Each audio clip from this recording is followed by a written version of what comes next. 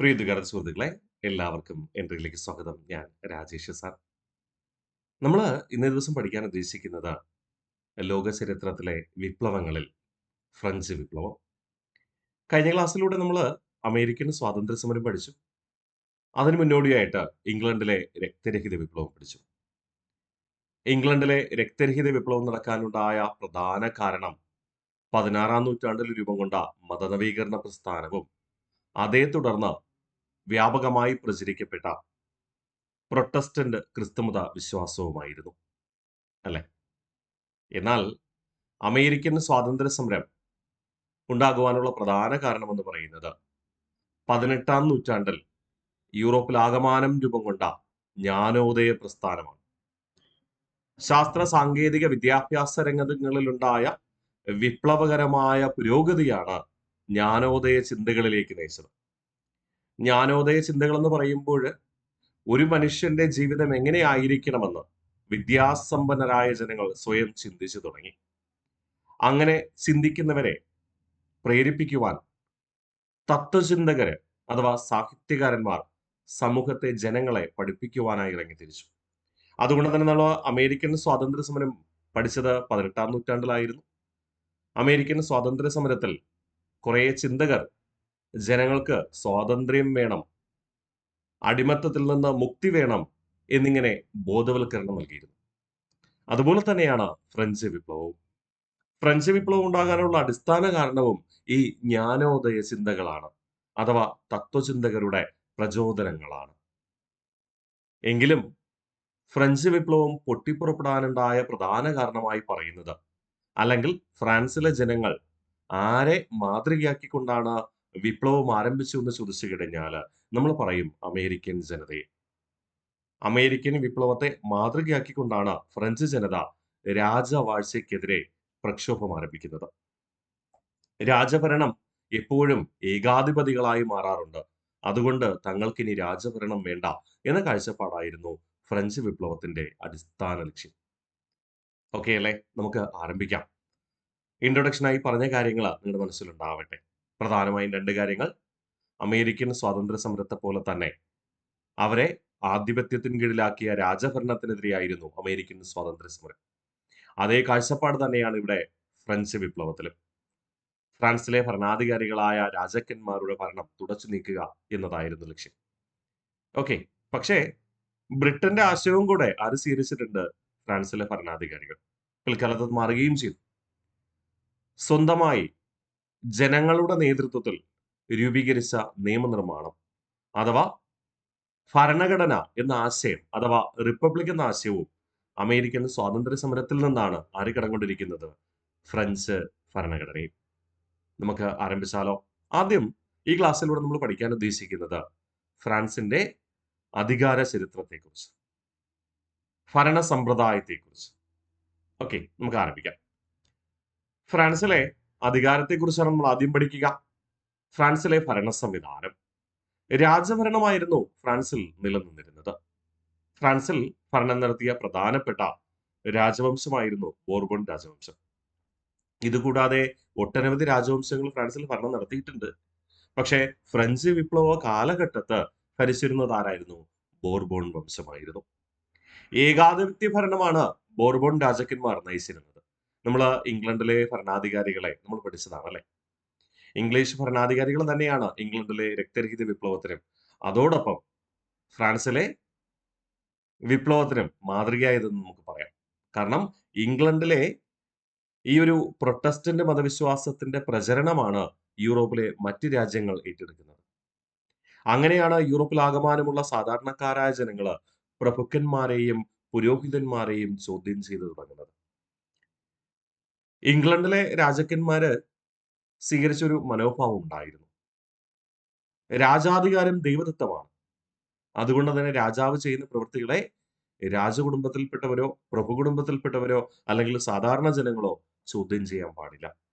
ഇതേ കാഴ്ചപ്പാട് തന്നെയാണ് ഫ്രാൻസിലെ ഭരണാധികാരികളായ ബോർബോൺ രാജാക്കന്മാർക്കും ഉണ്ടായിരുന്നത്. ബോർബോൺ രാജാക്കന്മാർ സ്വീകരിച്ച സ്ഥാനപ്പേരായിരുന്നു ലൂയി. ലൂയി ഭരണാധികാരികളുടെ അധികാര കേന്ദ്രം എന്ന് പറയുന്നത് വേഴ്സായി കൊട്ടാരം അല്ലെങ്കിൽ വേഴ്സൈൽസ് കൊട്ടാരം എന്ന് പറയാറുണ്ട്.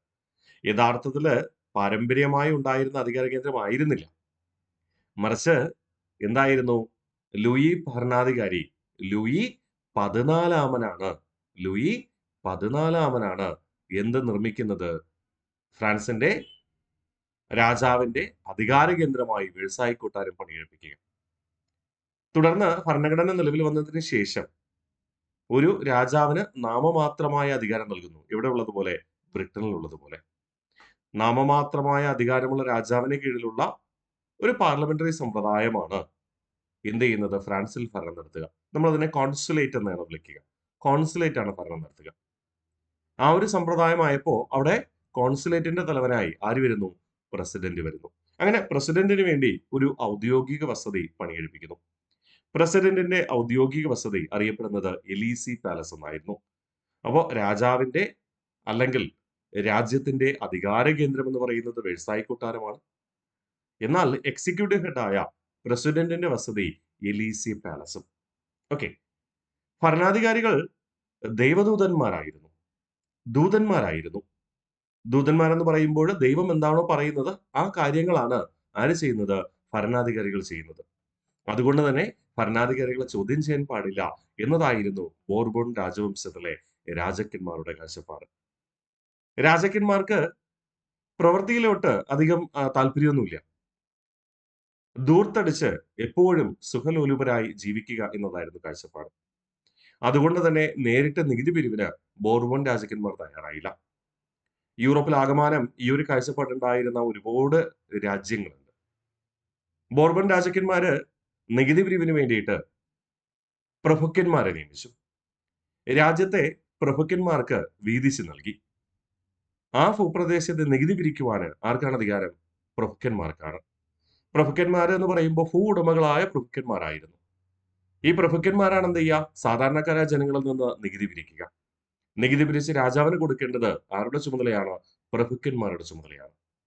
ഇതുകൂടാതെ രാജ്യത്ത് പുരോഹിതന്മാർ ഭരണത്തിൽ ഇടപെട്ടിരുന്നു. പ്രത്യേകിച്ച് കത്തോലിക്ക ക്രിസ്തുമത പുരോഹിതന്മാർ. ജനങ്ങൾ അവർക്കും എന്ത് ചെയ്യണം? നികുതി കൊടുക്കണമായിരുന്നു. ആത്മീയമായ ജോലി ചെയ്യുന്നത് കൊണ്ട് പുരോഹിതന്മാർക്ക് ജനങ്ങൾ നികുതി കൊടുക്കണം. രാജാവിന് വേണ്ടി പ്രഭുക്കന്മാർക്ക് നികുതി കൊടുക്കണം.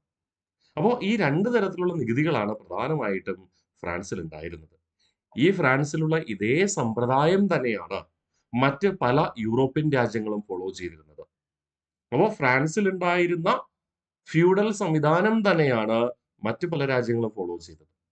ഫ്രാൻസില് ഫ്രഞ്ച് വിപ്ലവത്തെ തുടർന്ന് ഈ ഫ്യൂഡൽ സമ്പ്രദായത്തിന് അവസാനം കുറിക്കപ്പെട്ടപ്പോൾ ഈ ഫ്യൂഡൽ വ്യവസ്ഥയ്ക്കെതിരെ ജനങ്ങൾ ഫ്രാൻസിൽ പൊതുനിരത്തിൽ ഇറങ്ങിയപ്പോൾ മറ്റ് യൂറോപ്യൻ രാജ്യങ്ങളിലും ഇതേപോലെ ജനങ്ങൾ എന്ത് ചെയ്തു? പൊതുനിരത്തിലേക്ക് ഇറങ്ങി. അപ്പൊ നിങ്ങൾ ചോദിക്കും, ബ്രിട്ടനേക്കാളും ആധിപത്യം ഉണ്ടായിരുന്നോ ഫ്രാൻസിന് യൂറോപ്യൻ രാജ്യങ്ങളിൽ? തീർച്ചയായിട്ടും. ബ്രിട്ടനേക്കാളും ആധിപത്യം ആദ്യ കാലഘട്ടത്ത് നേടിയിരുന്നവരായിരുന്നു ഫ്രാൻസ് അല്ലെങ്കിൽ ഫ്രാൻസിലെ ഭരണാധികാരികൾ. അതിന് കാരണമായത് ഞാൻ നിങ്ങളോട് കഴിഞ്ഞ ക്ലാസ്സുകളിലൊക്കെ പറഞ്ഞിട്ടുണ്ടായിരുന്നു. ശതവത്സര യുദ്ധം. യൂറോപ്പിലെ ആധിപത്യത്തിന്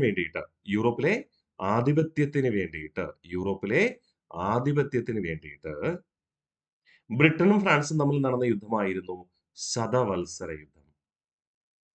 ഈ ശതവത്സര യുദ്ധം നടക്കുന്നത് 1300 മുതൽ, അതായത് 1337 മുതൽ 1453 വരെയാണ്. ഈ ശതവത്സര യുദ്ധത്തിൽ അന്തിമ വിജയം നേടിയത് ആരായിരുന്നു? ഫ്രാൻസ് ആയിരുന്നു. ചാൾസ് രാജാവിന്റെ അല്ലെങ്കിൽ ചാൾസ് 7-ന്റെ നേതൃത്വത്തിൽ. ആ യുദ്ധത്തിൽ ഫ്രാൻസിനെ നയിച്ച ധീര വനിതയായിരുന്നു ജോവന ഫാർക്ക് എന്ന് പറയുന്നത്. അല്ലെ? നിങ്ങൾക്ക് അറിയാമായിരിക്കണം. ഒരുപക്ഷെ അറിയില്ലെങ്കിൽ ഇപ്പോഴ് നിങ്ങൾ മനസ്സിലാക്കുക.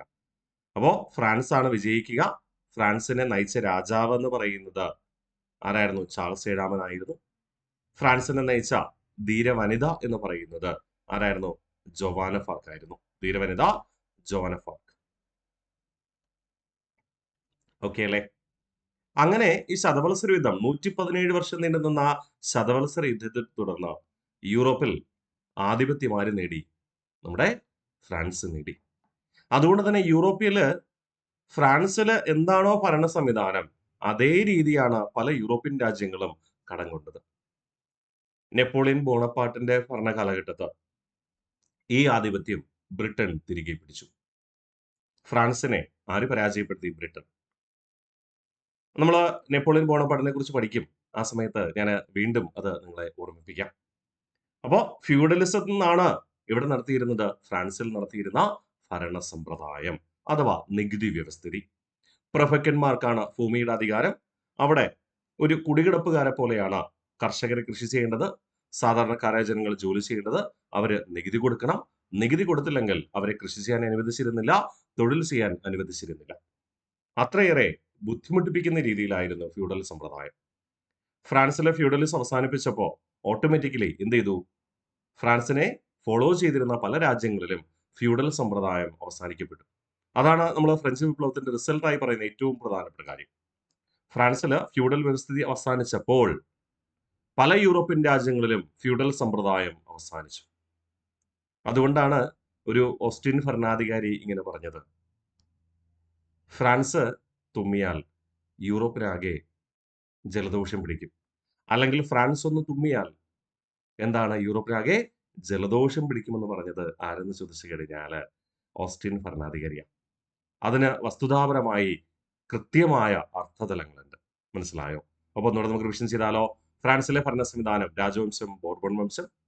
ഏകാധിപത്യ ഭരണമാണ് ബോർബൺ രാജാക്കന്മാരെ നയിച്ചത്. ബോർബൺ രാജാക്കന്മാരുടെ സ്ഥാനപ്പേര് ലൂയിമാർ. ലൂയിമാരുടെ അധികാര കേന്ദ്രം വെഴ്സായി കൊട്ടാരമായിരുന്നു. ലൂയി 14 വെഴ്സായി കൊട്ടാരം പണിയെടുപ്പിക്കുക. പ്രസിഡന്റിന്റെ ഔദ്യോഗിക വസതി എലീസെ പാലസ് എന്നറിയപ്പെടുക. ഭരണാധികാരികൾ ദൂതന്മാരായിരുന്നു, അതായത് ദൈവത്തിന്റെ ദൂതന്മാരായിരുന്നു. അതുകൊണ്ട് അവരെ ചോദ്യം ചെയ്യാൻ പാടില്ല എന്നൊരു കാഴ്ചപ്പാടുണ്ടായിരുന്നു.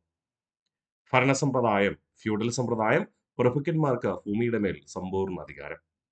സെറ്റാണേ. ഇനി അടുത്ത നമ്മൾ പറയുന്നു, ഫ്യൂഡലിസം മറ്റ് യൂറോപ്യൻ രാജ്യങ്ങളിൽ വ്യാപിപ്പിച്ചത് ആരായിരുന്നു? ഫ്രാൻസ് ആയിരുന്നു.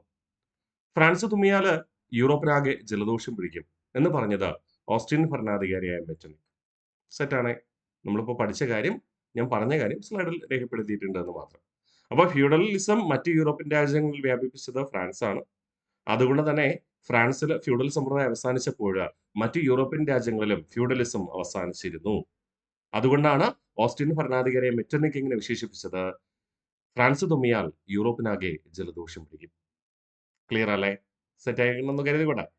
ഇനി അടുത്ത നമ്മൾ പറയുന്നത് പ്രധാനപ്പെട്ട ലൂയി ഭരണാധികാരികളെ കുറിച്ച്. അതിൽ ആദ്യം ലൂയി 14.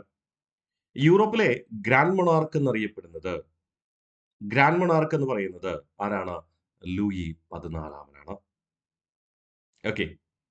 ഏറ്റവും മഹാനായ ഫ്രഞ്ച് ചക്രവർത്തി എന്ന് വിളിക്കുന്നത് ലൂയി 14. അപ്പൊ ചോദിക്കും, ഇത്രയും പ്രശ്നക്കാരൻ അങ്ങനെ വിളിക്കും? പ്രിയ വിദ്യാർത്ഥികളെ, ഫ്രാൻസിലെ ജനത അവരുടെ ഏറ്റവും മഹാനായ ചക്രവർത്തി എന്ന് കണക്കാക്കുന്നത് ലൂയി 14 തന്നെയാണ്. എന്തുകൊണ്ടെന്ന് ചോദിച്ചാല് ലൂയി 14 കാലഘട്ടത്താണ് ഏറ്റവും കൂടുതൽ വികസന പ്രവർത്തനങ്ങൾ ഇവിടെ നടക്കുക? ഫ്രാൻസിൽ നടക്കുക. ലൂയി 14 മാറ്റി നിർത്തിയാൽ പിന്നെ ഏറ്റവും കൂടുതൽ വികസന പ്രവർത്തനങ്ങൾ നടന്നത് നെപ്പോളിയൻ ബോണപ്പാർട്ടിന്റെ കാലഘട്ടത്തിൽ. ഓക്കെ. അപ്പോ ലൂയി 14 ഫ്രാൻസിലെ ജനത ഏറ്റവും മഹാനായ ചക്രവർത്തി എന്ന് വിളിക്കുക. വിശേഷണം സൺ കിങ്, സൂര്യ പ്രഭേറിയ രാജാവ് എന്നർത്ഥം. ഓക്കെ. ദെൻ വേഴ്സായി കൊട്ടാരം പണികഴിപ്പിച്ചത്, ഫ്രാൻസിന്റെ അധികാര കേന്ദ്രമായ വേഴ്സായി കൊട്ടാരം പണികഴിപ്പിച്ചത് ലൂയി 14 തന്നെയായിരുന്നു. ഫ്രാൻസിൽ അക്കാഡമി ഓഫ് സയൻസ് സ്ഥാപിച്ചത് ലൂയി 14. ശാസ്ത്ര സാങ്കേതിക ഗവേഷണം വർദ്ധിപ്പിക്കുക എന്നതായിരുന്നു അദ്ദേഹത്തിന്റെ ലക്ഷ്യം. ലോകത്ത് ഏറ്റവും കൂടുതൽ കാലം ഭരണം നടത്തിയ രാജാവ് അല്ലെങ്കിൽ ഭരണാധികാരി എന്ന് പറയുന്നത് ലൂയി 14. ഇതോടൊപ്പം നമ്മൾ മറ്റൊരു കാര്യം കൂട്ടിച്ചേർത്താൽ ലോകത്ത് ഏറ്റവും കൂടുതൽ കാലം ഭരിച്ച വനിതാ ഭരണാധികാരി എന്നാണ് ചോദ്യമെങ്കിൽ, വനിതാ ഭരണാധികാരി എന്നാണ് ചോദ്യമെങ്കിൽ നിങ്ങളുടെ ഉത്തരം എന്തായിരിക്കും? Elizabeth second. ബ്രിട്ടനിലെ എലിസബത്ത് സെക്കൻഡ് ആണ് ലോകത്ത് ഏറ്റവും കൂടുതൽ ഭരണം നടത്തിയ വനിതാ ഭരണാധികാരി. ഓക്കെ. അപ്പൊ തിരിച്ചു വരാം. അപ്പൊ ലൂയി 14 വിശേഷണം യൂറോപ്പിലെ ഗ്രാൻഡ് മൊണാർക്ക് എന്നറിയപ്പെടുന്നു. ഏറ്റവും മഹാനായ ഫ്രഞ്ച് ചക്രവർത്തി എന്നറിയപ്പെടുന്നത് ലൂയി 14 തന്നെ. സൺ കിങ് എന്നാണ് ജനങ്ങൾ അദ്ദേഹത്തെ വിശേഷിപ്പിക്കുക. സൂര്യപുത്രൻ എന്നൊക്കെ നമ്മൾ പറയൂലേ, അതുപോലെ. അതായത് ദൈവിക ഭാവമുള്ള, ഏറ്റവും നല്ലതുപോലെ പ്രവർത്തിക്കാൻ കഴിവുള്ള വ്യക്തി എന്നർത്ഥം. ഫ്രാൻസിൽ അക്കാഡമി ഓഫ് സയൻസ് സ്ഥാപിച്ചത് ലൂയി 14. ലോകത്തിൽ ഏറ്റവും കൂടുതൽ കാലം ഭരിച്ച ഭരണാധികാരി എന്ന് ചോദിച്ചാലും ലൂയി 14 തന്നെ. ഏറ്റവും കൂടുതൽ കാലം ഭരിച്ച വനിതാ ഭരണാധികാരി എന്നാണ് ചോദ്യമെങ്കിൽ എലിസബത്ത് സെക്കൻഡ് പറയും. സെറ്റാണേ. ഇനി ഏറ്റവും കൂടുതൽ കാലം ഭരണം നടത്തിയതിൽ രണ്ടാമത്തെ ഭരണാധികാരി എന്ന് ചോദിച്ചാലും അത് ആര് തന്നെയാണെടാ? എലിസബത്ത് സെക്കൻഡ് തന്നെയാണ് കേട്ടോ. കാലഘട്ടത്തിന്റെ അടിസ്ഥാനത്തിൽ ഒന്നാം സ്ഥാനം ലൂയി 14 രണ്ടാം സ്ഥാനം എലിസബത്ത് സെക്കൻഡിനുമാണ്. അറ്റ്ലാന്റിക് സമുദ്രത്തെയും മെഡിറ്ററേനിയൻ കടലിനെയും ബന്ധിപ്പിച്ചുകൊണ്ട് ടോക്ക് കനാൽ പണികഴിപ്പിച്ചത് ആരായിരുന്നു? ലൂയി 14. പ്രധാനമായിട്ടും എന്തിനു വേണ്ടി? സമുദ്ര വ്യാപാരം വർദ്ധിപ്പിക്കുന്നതിന് വേണ്ടിയിട്ട്. അറ്റ്ലാന്റിക് സമുദ്രത്തെയും മെഡിറ്ററേനിയൻ കടലിനെയും ബന്ധിപ്പിച്ചുകൊണ്ട് ടോക്ക് കനാൽ പണികഴിപ്പിച്ചത് ലൂയി 14. ലൂയി 14 പ്രശസ്ത വാക്യങ്ങളായിട്ട് PSC പ്രാധാന്യം കൊടുക്കുന്ന വാക്യങ്ങളാണ്. എന്താണ്? ആൻഡ് ദ സ്റ്റേറ്റ്, ഞാനാണ് രാഷ്ട്രം. രാജാവിന്റെ അധികാരങ്ങളെല്ലാം ദൈവം നൽകിയതാണ്. അതിനാൽ രാജാവിനെ ചോദ്യം ചെയ്യാൻ ദൈവത്തിന് മാത്രമേ അധികാരമുള്ളൂ. സാധാരണക്കാരായ ജനങ്ങൾക്കോ രാജകുടുംബാംഗങ്ങൾക്കോ പ്രഭുക്കന്മാർക്കോ അധികാരമില്ല എന്ന് പറഞ്ഞു. ലൂയി 14 സദസ്സിലെ അദ്ദേഹത്തിന്റെ പ്രധാനമന്ത്രിയാണ് കോൾബർട്ട്. കോൾബർട്ട് ആയിരുന്നു ലൂയി 14 പ്രഖ്യാപനങ്ങൾ അല്ലെങ്കിൽ രാജഭരണത്തിന് ഏറ്റവും കൂടുതൽ സഹായം നൽകിയിരുന്ന വ്യക്തിത്വം. കോൾബർട്ടിന്റെ നിർദ്ദേശപ്രകാരമായിരുന്നു 1664 ഫ്രഞ്ച് ഈസ്റ്റ് ഇന്ത്യ കമ്പനി രൂപീകരിക്കുന്നത്.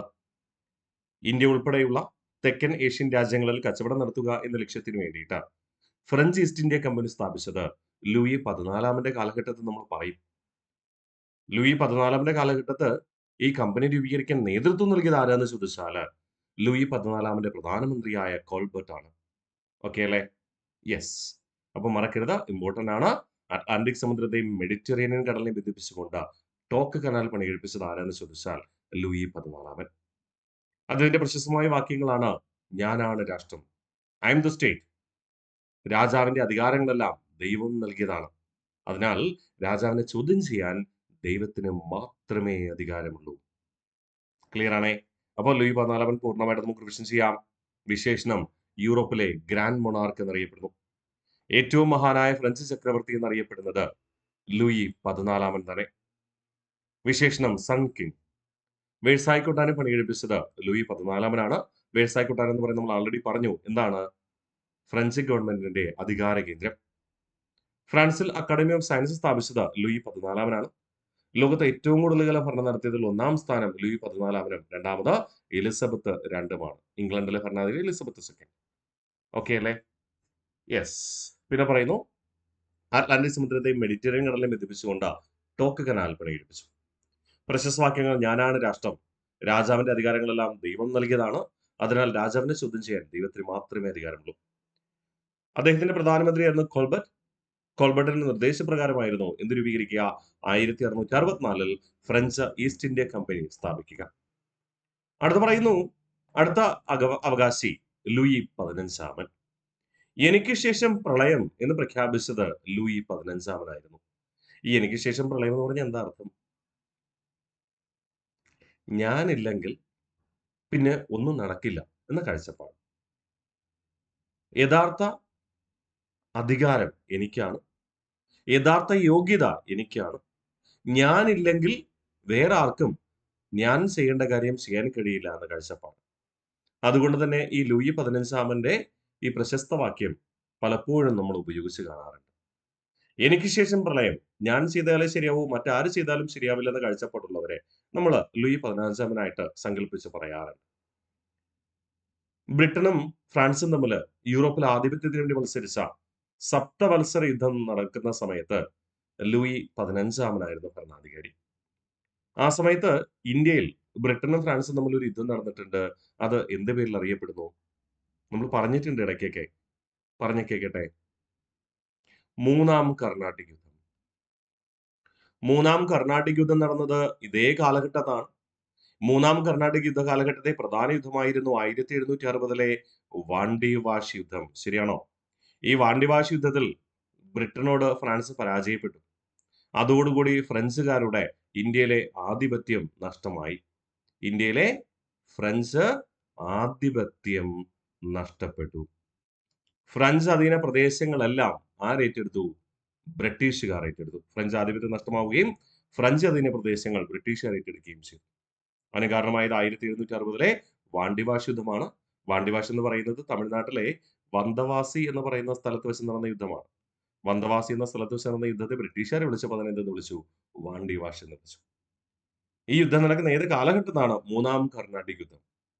മൂന്നാം കർണാട്ടിക് യുദ്ധം അഥവാ യൂറോപ്പിലെ സപ്തവത്സര യുദ്ധം അവസാനിപ്പിച്ചുകൊണ്ട് ഒപ്പുവെച്ച ഉടമ്പടിയായിരുന്നു പാരീസ് ഉടമ്പടി.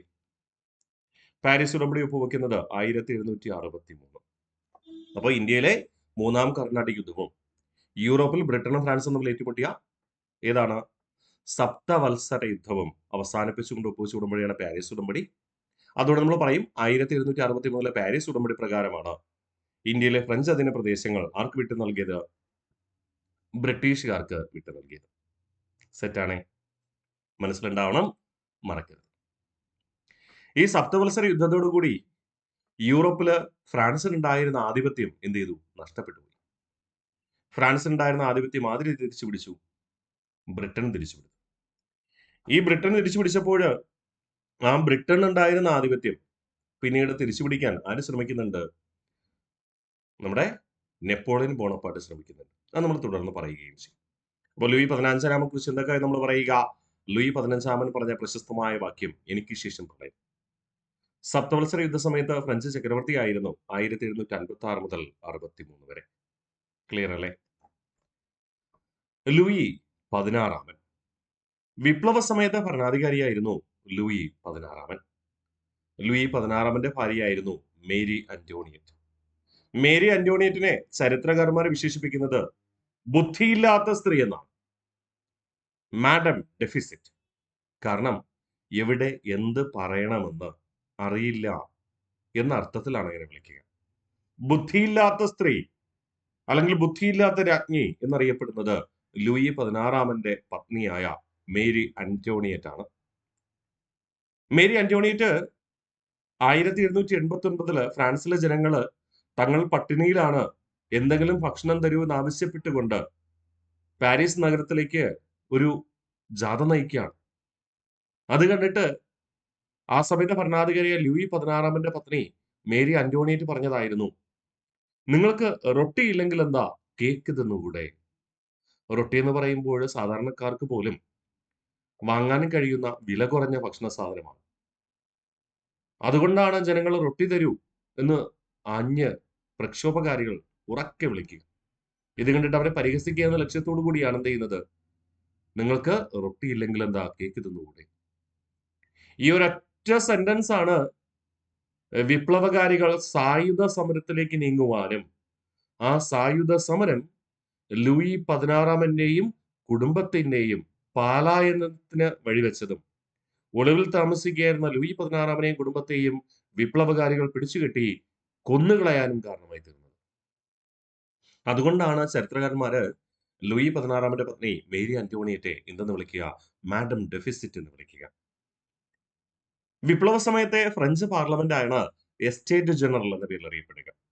ഫ്രഞ്ച് വിപ്ലവത്തിന് ശേഷം അത് കോൺസുലേറ്റ് എന്ന പേര് മാറുകയാണ് കേട്ടോ. ഓക്കെ, അപ്പോ വിപ്ലവ സമയത്ത് ഫ്രഞ്ച് പാർലമെന്റ് അറിയപ്പെട്ടത് എസ്റ്റേറ്റ് ജനറൽ എന്നായിരുന്നു. സെറ്റ് അല്ലേ? ഇതൊന്നുകൂടെ നമുക്ക് വിഷൻ ചെയ്തിട്ട് എസ്റ്റേറ്റ് ജനറലിലേക്ക് പോവാം. അപ്പോൾ ലൂയി 16-ാമൻ വിപ്ലവ സമയത്തെ ഭരണാധികാരി, ഭാര്യ മേരി അന്റോണിയറ്റ് ആണ്. മേരി അന്റോണിയറ്റിനെ ചരിത്രം മാഡം ഡെഫിസിറ്റ് എന്നാണ് വിശേഷിപ്പിക്കുക. ബുദ്ധിശൂന്യയായ രാജ്ഞി എന്നർത്ഥം. പ്രശസ്ത വാക്യം നിങ്ങൾക്ക് റൊട്ടിയില്ലെങ്കിൽ എന്താ കേക്ക് തിന്നുകൂടെ?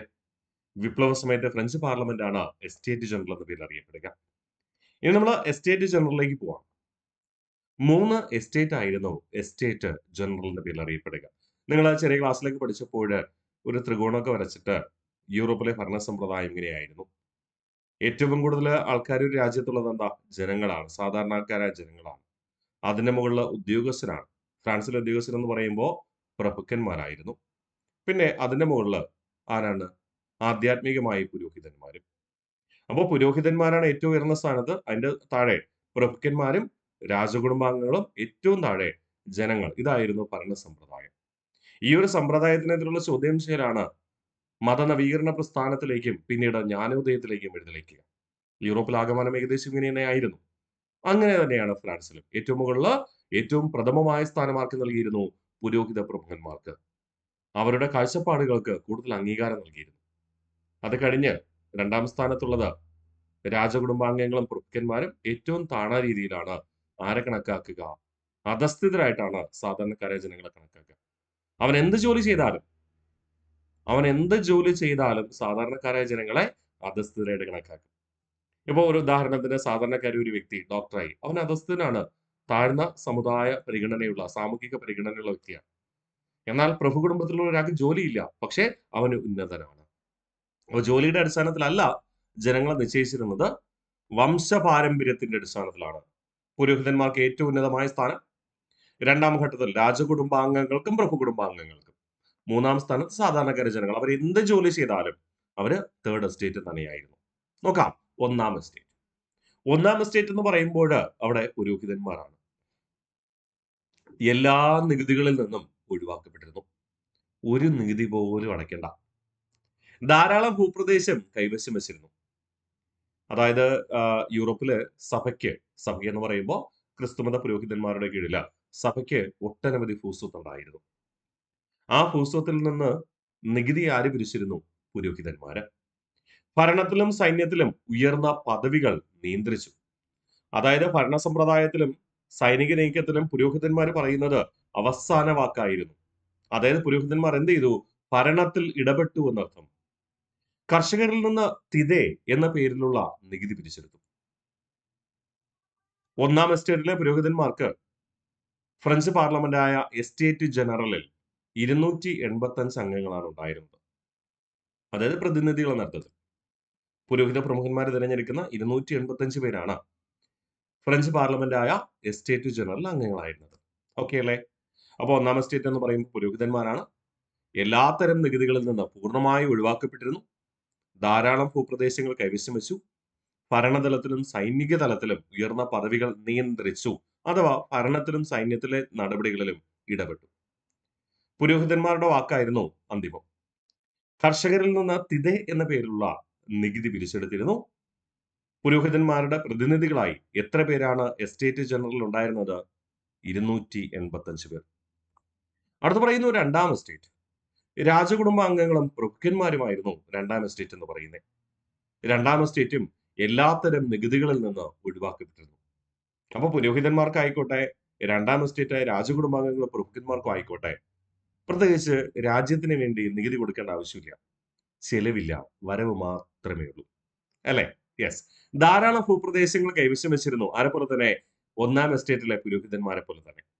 ആഡംബര ജീവിതം നയിച്ചിരുന്നവരായിരുന്നു രാജകുടുംബാംഗങ്ങളും പ്രഭുക്കന്മാരും. സൈനിക സേവനം നടത്തി. കർഷകരിൽ നിന്ന് പലതരം നികുതികൾ പിരിച്ചു. എന്തുകൊണ്ട് അങ്ങനെ എടുത്തു പറയണേ? പുരോഹിതന്മാർ തിതെ എന്ന നികുതി പിരിച്ചു. പ്രഭുക്കന്മാരും രാജകുടുംബാംഗങ്ങളും കർഷകരിൽ നിന്ന് പലതരം നികുതി പിരിച്ചു എന്ന് പറഞ്ഞാൽ എന്താ? ഞാൻ നിങ്ങളോട് പറഞ്ഞു, യൂറോപ്പിലാകമാനം, പ്രത്യേകിച്ച് ഫ്രാൻസ് എന്ന് പറയുന്ന രാജ്യത്ത് ആദ്യകാലത്ത് നിലനിന്നിരുന്നത് ഫ്യൂഡൽ സമ്പ്രദായമായിരുന്നു. പ്രഭുക്കന്മാരായിരുന്നു ഭൂമിയുടെ അധികാരി. അതുകൊണ്ട് ആ പ്രഭുവിന്റെ കീഴിലുള്ള ഭൂമിയിൽ ജോലി ചെയ്യുവാനോ കൃഷി ചെയ്യുവാനോ ആരെങ്കിലും ചുമതലപ്പെടുത്തണമെന്നുണ്ടെങ്കിൽ, ആരെങ്കിലും വരികയാണെങ്കിൽ അവരിൽ നിന്ന് എന്തൊക്കെ തരത്തിൽ നികുതി പിരിക്കാൻ പറ്റുമോ അങ്ങനെയൊക്കെ നികുതി പിരിച്ച് അവരെ ചൂഷണം ചെയ്തിരുന്നു. അപ്പൊ പലതരം നികുതികൾ പിരിച്ചിരുന്നു. വേതനം നൽകാതെ കർഷകരെ കൊണ്ട് അടിമകളെ പോലെ പണിയെടുപ്പിച്ചു. വേതനം നൽകാതെ കർഷകരെ കൊണ്ട് അടിമകളെ പോലെ പണിയെടുപ്പിച്ചു. രാജകുടുംബാംഗങ്ങളിൽ നിന്നും പ്രഭുക്കന്മാരിൽ നിന്നും പ്രതിനിധികളായി ഫ്രഞ്ച് പാർലമെന്റായ എസ്റ്റേറ്റ് ജനറലിൽ ആകെ എത്ര പേരുണ്ടായിരുന്നു? 398 അംഗങ്ങൾ ഉണ്ടായിരുന്നു. 398 അംഗങ്ങൾ ഉണ്ടായിരുന്നു. സെറ്റാണേ. അപ്പൊ രണ്ടാം എസ്റ്റേറ്റ് രാജകുടുംബാംഗങ്ങളും പ്രഭുക്കന്മാരും എല്ലാ നികുതികളിൽ നിന്നും ഒഴിവാക്കപ്പെട്ടിരുന്നു. ധാരാളം ഭൂപ്രദേശം കൈവശം വെച്ചു. ആഡംബര ജീവിതം നയിച്ചു. എന്ന് പറഞ്ഞാൽ പലപ്പോഴും അവർ വീട്ടിൽ കാണുന്നില്ല. ചിലപ്പോൾ എവിടെയെങ്കിലും പോകും. വിദേശത്ത് കച്ചവടത്തിന് പോകുമായിരിക്കാം, അല്ലെങ്കിൽ മറ്റേതെങ്കിലും കോളനികളിൽ പോകുമായിരിക്കാം. എന്തെന്നാണെങ്കിലും ആഡംബര ജീവിതത്തിന് ഒട്ടനവധി കാശ് ചിലവഴിച്ചു. സൈനിക സേവനം നടത്തിയിരുന്നു. കർഷകരിൽ നിന്ന് പലതരം നികുതി പിരിച്ചു. പലതരം എന്ന് പറയുമ്പോൾ നിയമം അനുശാസിക്കുന്നതോ അനുശാസിക്കാത്തതോ ആയ എല്ലാത്തരം നികുതികളും പിരിച്ചെടുത്തിരുന്നു എന്ന് പറയാം. വേതനം നൽകാതെ കർഷകരെ അടിമകളെ പോലെ പണിയെടുപ്പിച്ചു. അംഗങ്ങൾ രണ്ടാം എസ്റ്റേറ്റ് എന്ന് പറയുമ്പോൾ രാജകുടുംബാംഗങ്ങളെയും പ്രഭുക്കന്മാരുടെയും പ്രതിനിധികളായി 398 അംഗങ്ങളാണ് എസ്റ്റേറ്റ് ജനറൽ ഉണ്ടായിരുന്നത്. ഇനി മൂന്നാം എസ്റ്റേറ്റ്, കർഷകരും സാധാരണ ജനങ്ങളും. ഈ സാധാരണ ജനങ്ങൾ എന്ന് പറയുമ്പോൾ അവൻ എന്ത് ജോലി ചെയ്താലും അവൻ തേർഡ് എസ്റ്റേറ്റ് ആണ്. അവനിപ്പോ ബാങ്ക് മാനേജർ ആയിക്കോട്ടെ, ബാങ്കർ ആയിക്കോട്ടെ, ഡോക്ടർ ആയിക്കോട്ടെ, സ്വയം തൊഴിൽ ചെയ്യുന്നവനായിക്കോട്ടെ, അല്ലെങ്കിൽ വ്യവസായം ചെയ്യുന്നവനായിക്കോട്ടെ, എന്തോ ആയിക്കോട്ടെ, പ്രഭു കുടുംബമോ രാജകുടുംബമോ അല്ല, പുരോഹിതനുമല്ല എങ്കിൽ അവൻ എന്ത് ജോലി ചെയ്താലും അവനെ തേർഡ് എസ്റ്റേറ്റ് ആയിട്ടാണ് കണക്കാക്കിയിരുന്നത്. അവിടെ വിദ്യാഭ്യാസമുണ്ടോ ഇല്ലയോ, എന്ത് ജോലിയാണ് ചെയ്യുന്നത്, സമ്പത്തുണ്ടോ ഇല്ലയോ, ഗ്രാമങ്ങളിലാണോ ജീവിക്കുന്നത്, നഗരങ്ങളിലാണോ ജീവിക്കുന്നത്, അങ്ങനെയുള്ള കാഴ്ചപ്പാടൊന്നുമില്ല. പുരോഹിതനല്ല, രാജകുടുംബാംഗമല്ല, പ്രഭു കുടുംബാംഗമല്ല എങ്കിൽ അവൻ ഏതൊരു വ്യക്തിയാണെങ്കിലും തേർഡ് എസ്റ്റേറ്റ് ആണ്. അതുകൊണ്ട് നമ്മൾ ഇവിടെ എടുത്തു പറഞ്ഞേ കർഷകരും സാധാരണ ജനങ്ങളും. ഇവിടെ ആർക്ക് അധികാരമില്ല, ഭരണത്തിൽ ഇവർക്ക് അവകാശമില്ല. താഴ്ന്ന സാമൂഹിക പദവി. പ്രഭുക്കന്മാർക്കും പുരോഹിതന്മാർക്കും നികുതി നൽകണം. തൈലെ എന്ന നികുതി സർക്കാരിനും നൽകണം. ഓക്കെ, പുരോഹിതന്മാർക്ക് തിതെ എന്ന നികുതി നൽകണം. പ്രഭുക്കന്മാര് തോന്നിയതുപോലെ അവരുടെ ഇഷ്ടത്തിനനുസരിച്ച് കുറെ നികുതികൾ ഈടാക്കിയിരുന്നു. ഇത് കൂടാതെ ഗവൺമെന്റിന്, അതായത് രാജാവിന്, അതായത് ഭരണാധികാരിക്ക് എന്ത് ചെയ്യണം, തൈലെ എന്ന നികുതിയും നൽകണം. മൂന്നാം എസ്റ്റേറ്റിനെ പ്രതിനിധീകരിക്കുന്നത് 621 പേരായിരുന്നു ഇവിടെ ഫ്രഞ്ച് പാർലമെന്റ് ആയ എസ്റ്റേറ്റ് ജനറലിൽ. അപ്പൊ ഫ്രഞ്ച് പാർലമെന്റ് ആയ എസ്റ്റേറ്റ് ജനറൽ എത്ര പേരാണ് പ്രതിനിധാനം ചെയ്യുക? 621 പേരും. ഓക്കെ അല്ലേ? അപ്പോ ഇതാണ് എസ്റ്റേറ്റ് ജനറൽ എന്ന് പറയുക. അപ്പൊ എസ്റ്റേറ്റ് ജനറൽ എന്ന് പറയുമ്പോൾ 3 എസ്റ്റേറ്റ് ഉണ്ട്. ഒന്നാം എസ്റ്റേറ്റ്, രണ്ടാം എസ്റ്റേറ്റ്, മൂന്നാം എസ്റ്റേറ്റ്. ഒന്നുകൂടെ നമുക്ക് റിവിഷൻ ചെയ്താലോ? ഒന്നാം എസ്റ്റേറ്റ് പുരോഹിതന്മാർ എല്ലാ നികുതികളിൽ നിന്ന് ഒഴിവാക്കപ്പെട്ടിരുന്നു. ധാരാളം ഭൂപ്രദേശം കൈവശം വെച്ചു. ഭരണത്തിലും സൈന്യത്തിലും ഉയർന്ന പദവികൾ നിയന്ത്രിച്ചു. കർഷകരിൽ നിന്ന് തിതെ എന്ന പേരുള്ള നികുതി പിരിച്ചു. ആകെ 285 അംഗങ്ങൾ. രണ്ടാം എസ്റ്റേറ്റ് രാജകുടുംബാംഗങ്ങളും പ്രഭുക്കന്മാരും എല്ലാ നികുതികളിൽ നിന്ന് ഒഴിവാക്കപ്പെട്ടിരുന്നു. ധാരാളം ഭൂപ്രദേശം കൈവശം വെച്ചു. ആഡംബര ജീവിതമാണ് നയിച്ചിരുന്നത്. സൈനിക സേവനം നടത്തി. കർഷകരിൽ നിന്ന് പലതരം നികുതികൾ പിരിച്ചു. വേതനം നൽകാതെ കർഷകരെ കൊണ്ട് പണിയെടുപ്പിച്ചു. അംഗങ്ങൾ 398 പേരാണ്. എവിടെ പ്രതിനിധാനം ചെയ്യുക? മൊത്തം ഫ്രാൻസിൽ 398 പേരെന്നല്ല ഉദ്ദേശിക്കുന്നത്. രാജകുടുംബാംഗങ്ങളെയും പ്രഭുക്കന്മാരെയും പ്രതിനിധീകരിച്ച് 398 അംഗങ്ങളാണ് രണ്ടാം എസ്റ്റേറ്റിൽ ഉണ്ടായിരുന്നത്. മൂന്നാം എസ്റ്റേറ്റ് എന്ന് പറയുമ്പോൾ കർഷകരും സാധാരണ ജനങ്ങളുമാണ്. അതെന്ത് ജോലി ചെയ്താലും അവര് പ്രഭു കുടുംബാംഗമോ രാജകുടുംബമോ പുരോഹിതനോ അല്ലെങ്കിൽ സാധാരണക്കാരനാണ്. ഭരണത്തിൽ അവകാശമില്ല. താഴ്ന്ന സാമൂഹിക പദവി. പ്രഭുക്കന്മാർക്കും പുരോഹിതന്മാർക്കും നികുതി നൽകണം. കൂടാതെ ഗവൺമെന്റിന്, രാജാവിന് തൈലെ എന്ന നികുതിയും നൽകണം. സാധാരണക്കാരായ ജനങ്ങളെ പ്രതിനിധീകരിച്ച് 621 അംഗങ്ങളാണ് ഫ്രഞ്ച് പാർലമെന്റായ എസ്റ്റേറ്റ് ജനറൽ ഉണ്ടാവുക. സെറ്റ് അല്ലേ? അപ്പോ നമ്മൾ ഇന്ന് ഈ ആദ്യത്തെ ക്ലാസ്സിലൂടെ പഠിച്ചത് ഫ്രഞ്ച് ഭരണകൂടം നിലനിന്നിരുന്ന കാലഘട്ടത്ത്, അല്ലെങ്കിൽ ഫ്രാൻസിലെ സാമൂഹിക പശ്ചാത്തലം, ഭരണ പശ്ചാത്തലമാണ് ഇന്നേ ദിവസം പഠിച്ചത്. ഇത് ഇത്രയും നിങ്ങളുടെ മനസ്സിലുണ്ടെങ്കിൽ അടുത്ത ക്ലാസ്സിൽ വിപ്ലവത്തിലേക്ക് നയിച്ച കാരണങ്ങൾ പഠിക്കാൻ വളരെ എളുപ്പമായിരിക്കും. ഓക്കെ, അപ്പൊ ഇത്രയും കൃത്യമായി പഠിച്ചിട്ട് വരിക. നമ്മൾ ഇന്ന് പഠിച്ച കാര്യങ്ങൾ പൂർണ്ണമായിട്ട് ഒന്ന് റിവിഷൻ ചെയ്ത് ഉറപ്പിക്കാം. ഫ്രാൻസിലെ ഭരണ സംവിധാനം രാജഭരണമായിരുന്നു. ഫ്രാൻസിൽ ഭരണം നടത്തിയ പ്രധാന രാജവംശം പ്രത്യേകിച്ച് വിപ്ലവ കാലഘട്ടത്ത് ആരായിരുന്നു? ബോർബോൺ വംശം. ബോർബോൺ വംശത്തിലെ ഭരണാധികാരികൾ ഏകാധിപത്യ ഭരണമാണ് നയിക്കുക. ബോർബോൺ രാജാക്കന്മാർ സ്വീകരിച്ച സ്ഥാനപ്പേരായിരുന്നു ലൂയിമാർ.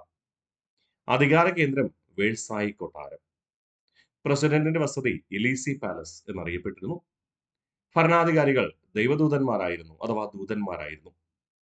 ഭരണ സമ്പ്രദായം ഫ്യൂഡലിസം, അതായത് പ്രഭുക്കന്മാർക്ക് ഭൂമിയുടെ പൂർണ്ണാധികാരം. അവരാണ് എന്ത് ചെയ്യുക? ജനങ്ങളെ നിയന്ത്രിക്കുക. ജനങ്ങളെ നിയന്ത്രിക്കുന്നതും ജനങ്ങളെ ഉപദ്രവിക്കുന്നതും ജനങ്ങളെ വിചാരണ ചെയ്യുന്നതും എല്ലാം ആരാണ്? പ്രഭുക്കന്മാരാണ്. ആർക്ക് വേണ്ടി? രാജാവിന് വേണ്ടി. ഫ്യൂഡലിസം മറ്റ് യൂറോപ്യൻ രാജ്യങ്ങളിൽ വ്യാപിപ്പിച്ചത് ഫ്രാൻസ് തന്നെ. അതുകൊണ്ട് തന്നെ ഫ്രാൻസിൽ ഫ്യൂഡലിസം ഉണ്ടായിരുന്ന സമയത്ത് മറ്റ് യൂറോപ്യൻ രാജ്യങ്ങളിൽ ഫ്യൂഡലിസം ഉണ്ടായിരുന്നു. ഫ്രഞ്ച് വിപ്ലവത്തെ തുടർന്ന് ഫ്രാൻസിൽ ഫ്യൂഡൽ സമ്പ്രദായം അവസാനിച്ചപ്പോൾ മറ്റ് യൂറോപ്യൻ രാജ്യങ്ങളിൽ ഫ്യൂഡൽ സമ്പ്രദായം അവസാനിച്ചു. അതുകൊണ്ടാണ് ഓസ്ട്രിയൻ ഭരണാധികാരിയായ മെറ്റർനിക്കിങ്ങിനെ വിശേഷിപ്പിച്ചത് ഫ്രാൻസ് തുമ്മിയാൽ യൂറോപ്പിനാകെ ജലദോഷം പിടിക്കും. ഫ്രാൻസ് തുമ്മിയാൽ യൂറോപ്പിനാകെ ജലദോഷം പിടിക്കും. അതായത് ഫ്രാൻസിൽ ഉണ്ടാകുന്ന ഭരണമാറ്റം യൂറോപ്പിലാകമാനം വ്യാപിക്കും എന്നർത്ഥം. സെറ്റാണേ? ഇനി ലൂയി ഭരണാധികാരികൾ 3 പേര് നമ്മൾ പരിശോധിക്കുന്നു. ലൂയി 14 യൂറോപ്പിലെ ഗ്രാൻഡ് മൊണാർക്ക് എന്നറിയപ്പെടുന്നത് ലൂയി 14 ഏറ്റവും മഹാനായ ഫ്രഞ്ച് ചക്രവർത്തിയായി ഫ്രഞ്ച് ജനത കണക്കാക്കുന്നത് ലൂയി 14. വിശേഷണം സൺ കിങ്. ഫ്രാൻസിന്റെ അധികാര കേന്ദ്രമായ വെഴ്സായി കൊട്ടാരം പണി കഴിപ്പിച്ചത് ലൂയി 14 തന്നെ. ഫ്രാൻസിൽ അക്കാഡമി ഓഫ് സയൻസ് സ്ഥാപിച്ചത് ലൂയി 14 ലോകത്തെ ഏറ്റവും കൂടുതൽ കാലം ഭരണം നടത്തിയ രാജാവ് അല്ലെങ്കിൽ ചക്രവർത്തി ഭരണാധികാരി എന്ന് പറയുന്ന ലൂയി 14 തന്നെ. ഏറ്റവും കൂടുതൽ കാലം ഭരണം നടത്തിയ വനിതാ ഭരണാധികാരി എന്നാണ് ചോദ്യമെങ്കിൽ ബ്രിട്ടനിലെ എലിസബത്ത് II. ഓക്കെ. ഇനി അടുത്ത പറയുന്നു, അറ്റ്ലാന്റിക് സമുദ്രത്തെയും മെഡിറ്ററേനിയൻ കടലിനെയും ബന്ധിപ്പിച്ചുകൊണ്ട് ടോക്ക് കനാൽ പണിയെടുപ്പിച്ച് വ്യാപാരത്തിന് ഒരു മുതൽക്കൂട്ട് നൽകിയത് ലൂയി 14 ലൂയി 14 പ്രശസ്തമായ വാക്യങ്ങൾ: ഐ എം ദ സ്റ്റേറ്റ്, ഞാനാണ് രാഷ്ട്രം. രാജാവിന്റെ അധികാരങ്ങളെല്ലാം ദൈവം നൽകിയതാണ്. അതിനാൽ രാജാവിനെ ചോദ്യം ചെയ്യാൻ ദൈവത്തിന് മാത്രമേ അധികാരമുള്ളൂ. അദ്ദേഹത്തിന്റെ പ്രധാനമന്ത്രിയായിരുന്നു കോൾബർട്ട്. കോൾബർട്ടിന്റെ നിർദ്ദേശപ്രകാരമായിരുന്നു തെക്ക് കിഴക്കൻ ഏഷ്യയിൽ കച്ചവടം അഥവാ വ്യാപാരം നടത്തുന്നതിന് വേണ്ടിയിട്ട് 1664 ഫ്രഞ്ച് ഈസ്റ്റ് ഇന്ത്യ കമ്പനി സ്ഥാപിക്കപ്പെട്ടത്. ലൂയി 15 അദ്ദേഹത്തിന്റെ പ്രശസ്തമായ വാക്യമായിരുന്നു എനിക്ക് ശേഷം പ്രളയം. സപ്തവത്സര യുദ്ധ കാലഘട്ടത്തെ ഫ്രഞ്ച് ചക്രവർത്തിയായിരുന്നു.